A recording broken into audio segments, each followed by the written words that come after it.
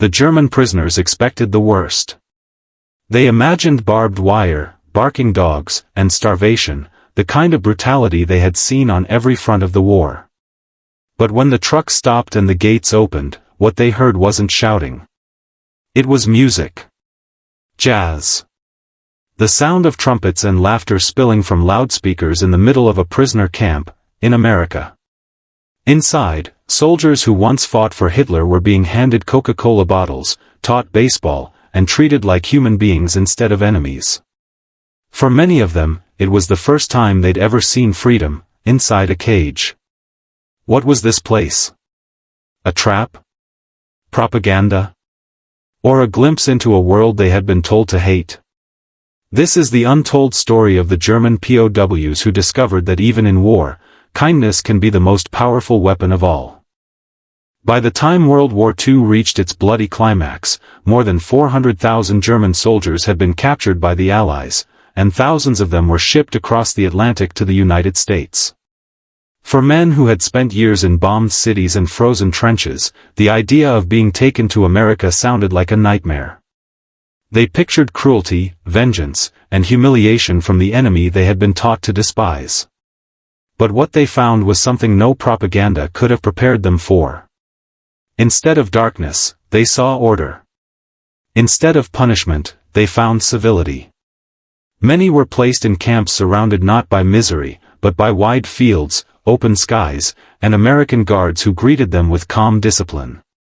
There was food, music, education, and even recreation.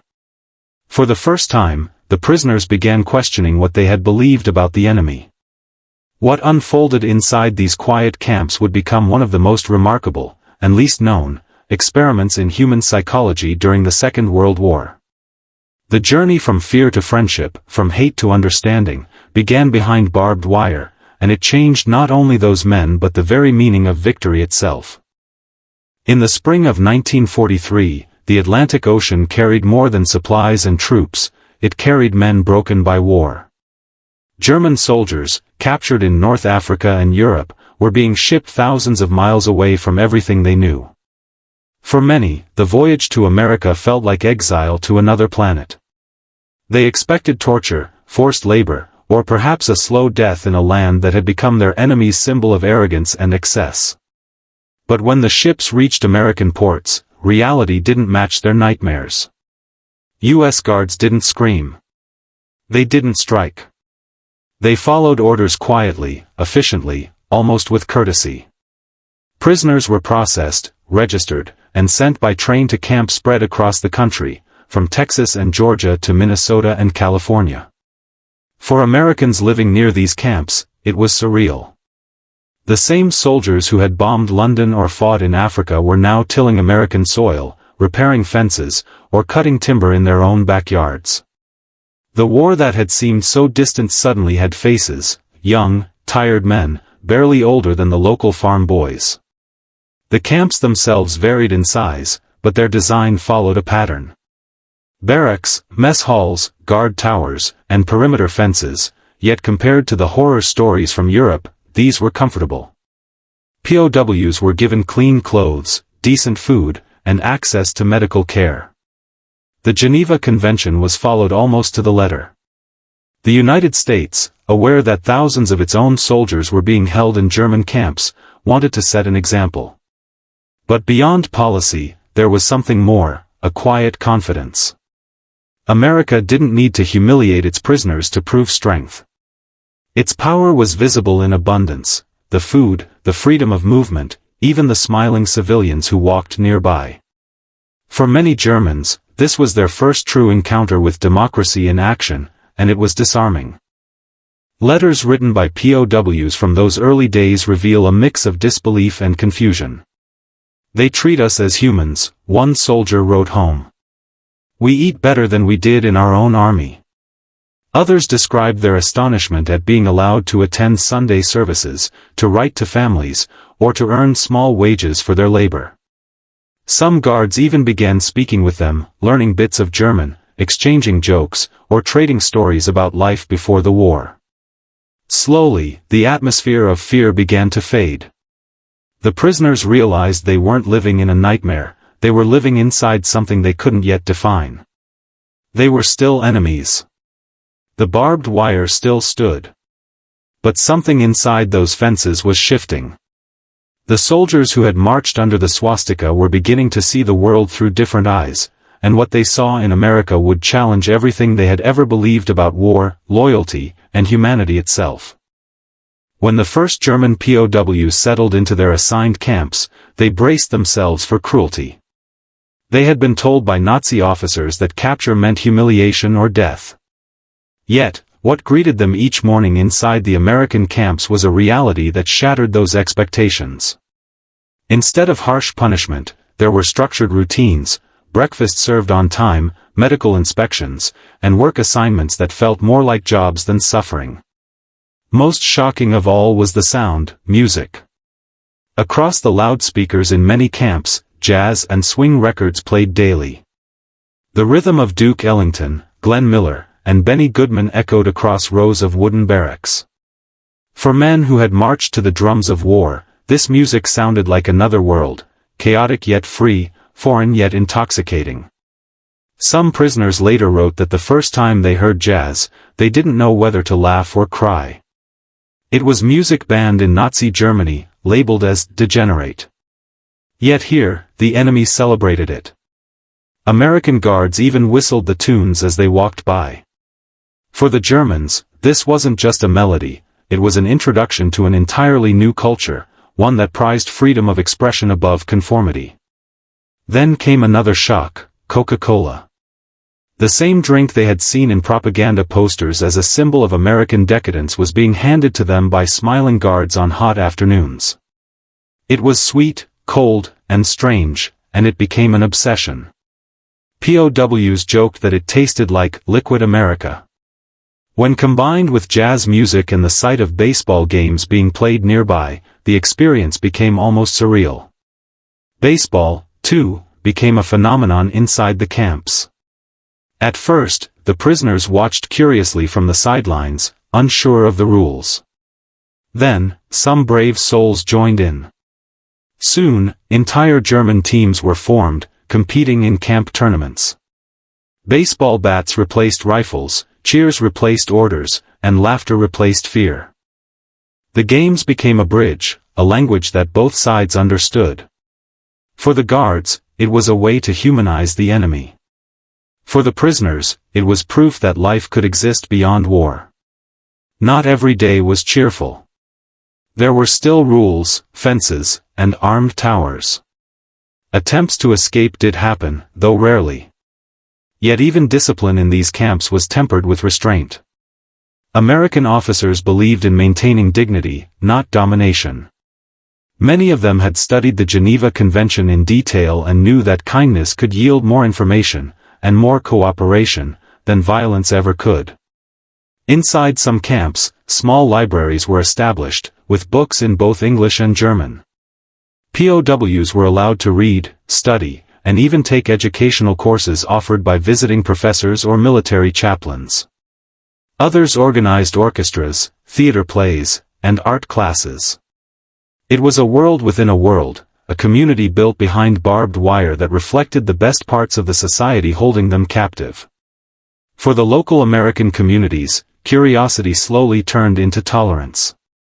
Farmers who employed German POWs on nearby fields began to realize that these weren't monsters, they were just young men, polite and hardworking. Women and children occasionally waved at them through the fences, something unthinkable in wartime Europe. As the months passed, an invisible transformation took place. The Germans who had arrived expecting hatred began to feel something entirely different, confusion mixed with admiration. How could their sworn enemy show them more respect than their own leaders ever had?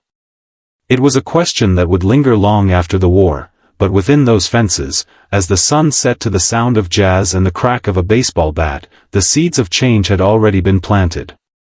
For the U.S. military, the humane treatment of German prisoners wasn't just an act of morality, it was strategy. Deep within Washington's war offices, psychologists and military planners understood that every interaction between a guard and a German soldier was a chance to plant a seed of doubt in the mind of the enemy. This was not propaganda shouted through loudspeakers, it was persuasion through compassion. While Nazi ideology thrived on hatred, discipline, and fear, American democracy showcased something the Germans had rarely seen: voluntary cooperation. The POWs soon realized that their guards were not cruel, not paranoid, not even particularly angry. They followed the rules, but they smiled. They gave fair punishments. They listened. Some even shared cigarettes or coffee during quiet nights. This simple humanity confused the prisoners more than any leaflet or speech ever could.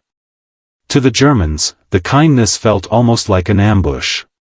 They had been raised under a regime that equated mercy with weakness. But in these American camps, they saw a power that came from restraint. The guards didn't need to shout to be obeyed. They didn't need to threaten to be respected. That quiet strength unsettled many prisoners, and for some, it started an internal war of belief. The American authorities capitalized on this shift. Secret programs known as re-education projects were quietly introduced in many camps. Selected prisoners were given access to newspapers, films, and books that presented democratic ideals. They watched documentaries about freedom of speech, about the right to vote, about equality, things completely absent from the Nazi world they had known. In Camp Ruston, Louisiana, and Fort Devens, Massachusetts, classes were held by professors who had once fled Hitler's Germany. They spoke to prisoners about history, philosophy, and politics, not as enemies but as teachers guiding lost students. The U.S. hoped that these men, once released, would return home as ambassadors for a different Germany, one that could rise from its ashes without falling again into tyranny. Some POWs resisted, seeing these efforts as brainwashing. But many listened.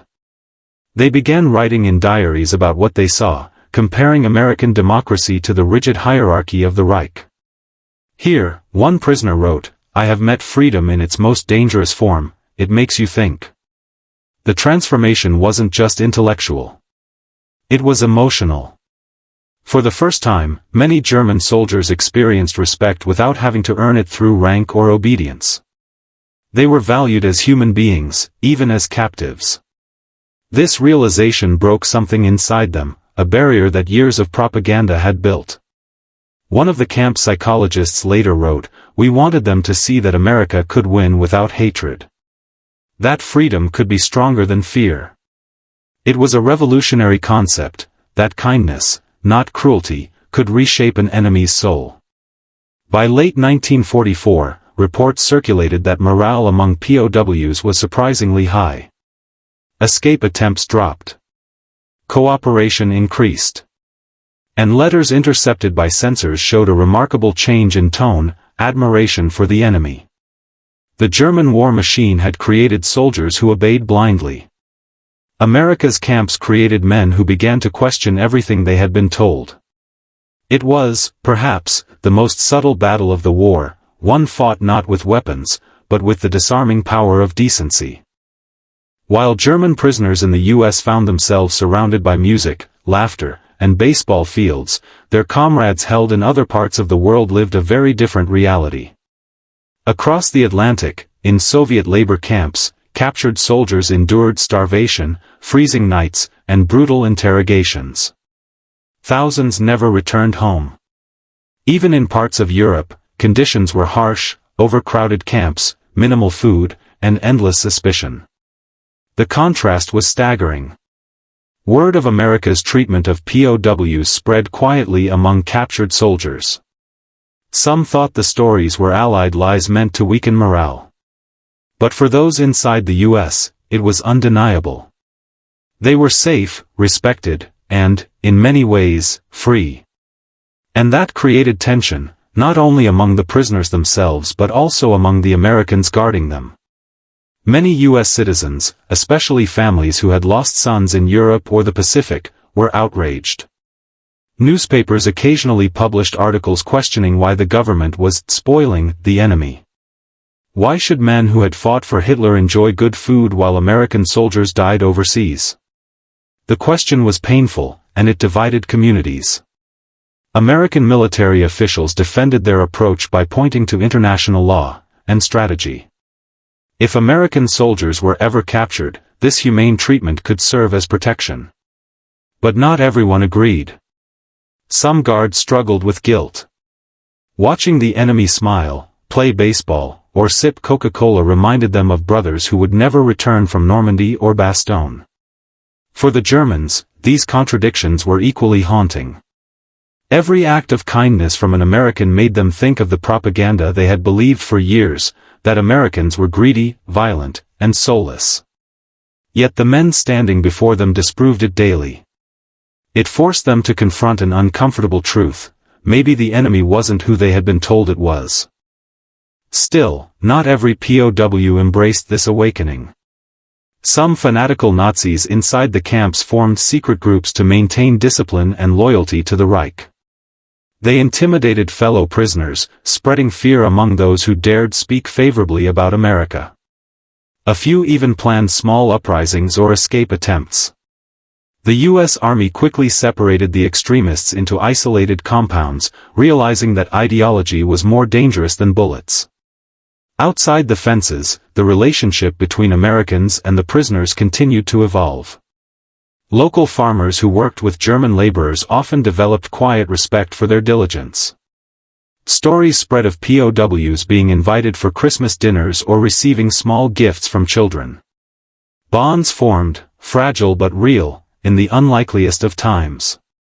At night, when the lights dimmed and the camp grew silent, many prisoners lay awake thinking about the paradox they lived in. They were enemies, yet treated like men. They were prisoners, yet given freedom of thought. The fences no longer felt like barriers of punishment but lines drawn between two worlds, one built on fear, the other on understanding. Some wrote in journals that they feared going home more than staying. In America, they had seen a kind of life that Germany, under Hitler, had stolen from them. The realization was bittersweet. They were soldiers of a dying empire, watching through the barbed wire as the very ideals they had fought against began to make sense. The other side of the fence had changed them. It showed them a reflection of humanity untouched by war's hatred, and it left an imprint they would carry for the rest of their lives. By 1945, the war was drawing to its inevitable end. Inside America's POW camps, the German prisoners had settled into routines that seemed almost peaceful compared to the chaos they'd left behind. But this peace brought a new and unexpected challenge: freedom. Within the barbed wire, many of them discovered a sense of liberty they had never experienced even in their own country. Life in the camps became strangely normal. The prisoners worked on farms, built roads, harvested crops, and repaired buildings for nearby communities. Under the Geneva Convention, they were paid modest wages, script money that could be exchanged for cigarettes, candy, or toiletries at the camp canteen. It was a small gesture, but it carried enormous meaning. For men used to obeying without question, earning their own money, even in captivity, felt empowering. Some camps allowed POWs to attend church services or organize concerts and art exhibitions. Music continued to play a central role. Jazz, classical, and even German folk songs could be heard drifting through the fences on warm evenings.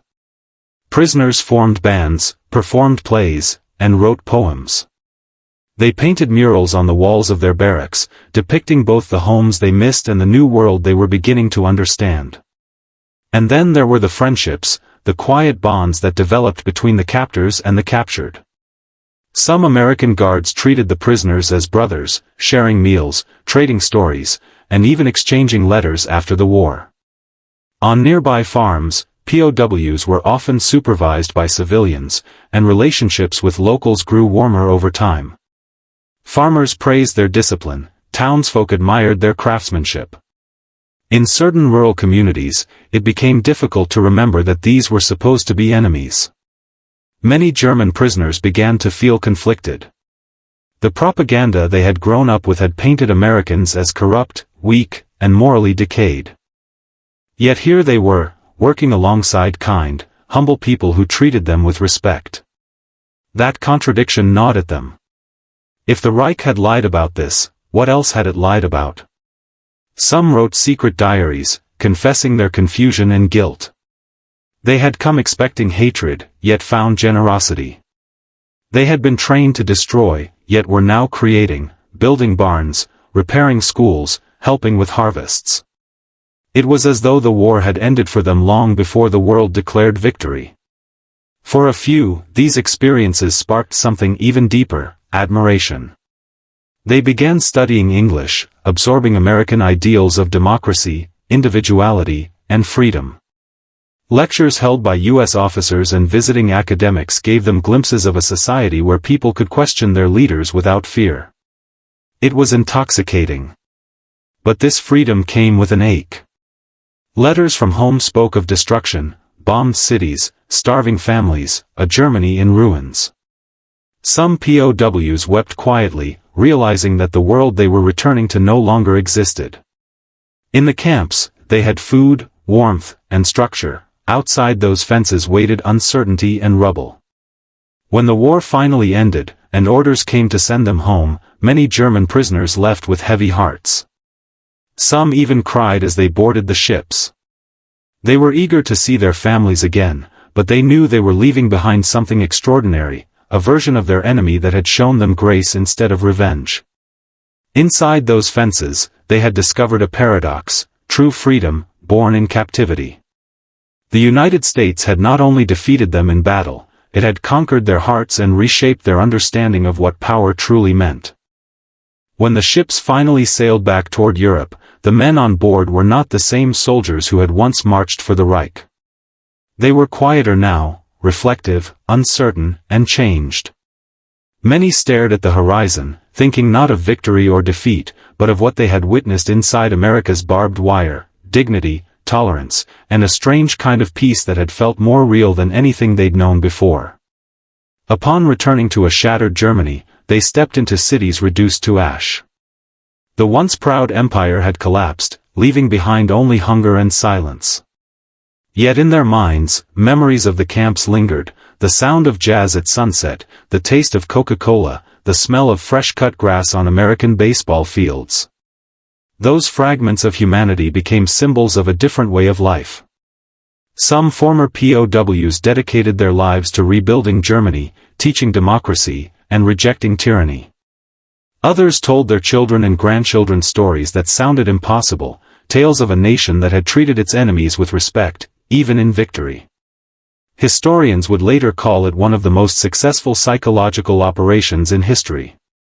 But to the men who lived it, it was something deeper. Proof that kindness could outlast cruelty, and that empathy could achieve what bullets never could. Behind the fences of war, they had found something the battlefield never offered. A glimpse of peace, and the realization that true strength begins with humanity.